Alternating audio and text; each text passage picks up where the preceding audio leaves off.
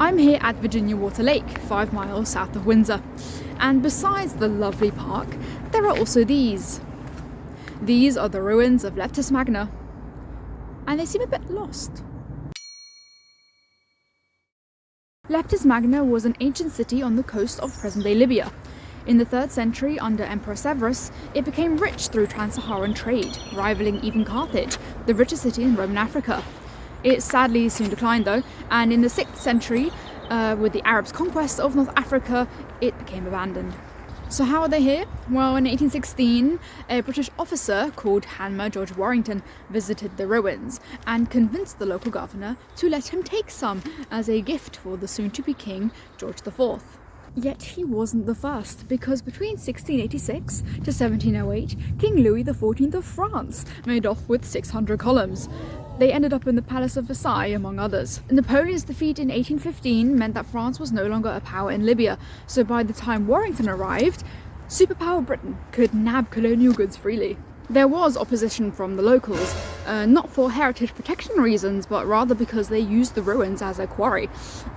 They did manage to hinder the removal process though, and less pillars actually made it to Britain than planned. Why do this? Well, mainly for brownie points for himself and the British Empire. You see, Thomas Bruce had brought the Greek Parthenon sculptures back a few years earlier.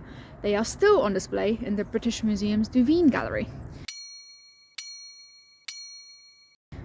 He was highly commended for this, and it seems that Warrington was attempting to follow his act. Yet, he misjudged, because the British government said that they were not at all impressed or convinced of the value, either aesthetic or intrinsic, of the ruins.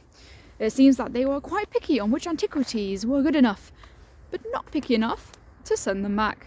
What now? Well, they were placed in the forecourt of the British Museum, because they had to be put somewhere, and in 1826 they were given to the King's architect, Sir Geoffrey Wyatville. Wyatville used them to construct a folly named the Temple of Augustus, which is what stands at the lake today. Harking back to the era's Romanticism, follies constructed an air of Roman sophistication and a picture-perfect historical landscape. Return is up in the air. Just like with the Greek marbles, people are fighting to get these antiquities home. The campaign team says that beyond the heritage, there's also the fact that these columns are made for desert climate, not UK drizzle, eroding them.